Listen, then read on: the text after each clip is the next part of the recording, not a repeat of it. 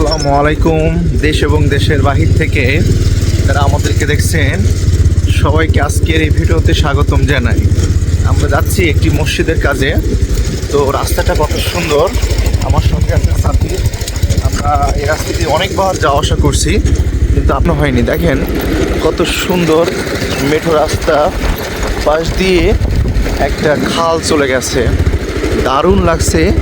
এবং এপাশে চিংড়ির ঘের, সব চিংড়ি মাছের ঘের। যেহেতু এটা সাতক্ষীরা জেলা, সেহেতু এখানে চিংড়ির ঘের। আর দূরে দেখা যাচ্ছে আপনার খেজুরের রস কিন্তু আমরা তো সুন্দর একটি জায়গা আসার পর মনে করলাম যে আপনাদের সকলকে দেখায়। অনেক দারুণ লাগছে। আমি একটু ক্যামেরা দেখানোর চেষ্টা করি।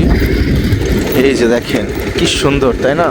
আর পথটা মেঠো পথ চলে গেছে, উপরে সূর্য, দারুণ অনুভূতি। আসসালামু আলাইকুম। তো দেখেন এখানে কিন্তু যারা কৃষক তারা কিন্তু এখানে ধান চাষ করেন, আর এই সময়ে মাছ চাষ করেন।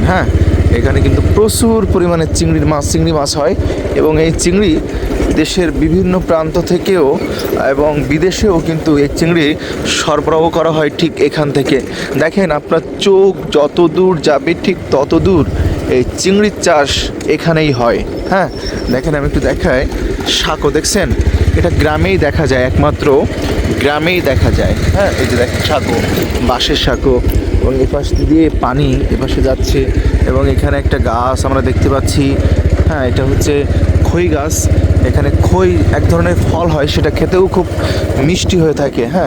তো দেখেন কৃষকরা কাজ করছেন, দারুণ লাগছে। এই জন্য আপনাদেরকে এত সুন্দর একটা মুহূর্ত আমি দেখানোর চেষ্টা করছি। দেখেন এখানে শান্তি আর শান্তি। ঠিক এখানে বসবাস করলে কোনো শব্দ নেই, কোনো কোলাহল নেই।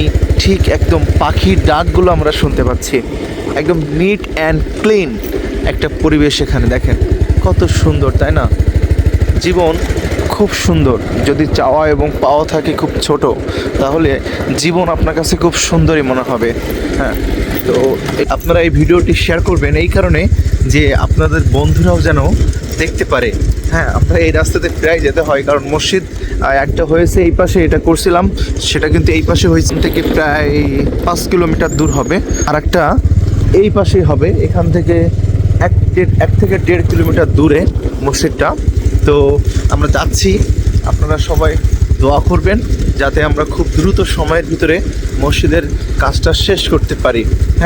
সকল প্রশংসা একমাত্র মহান আল্লাহর জন্য।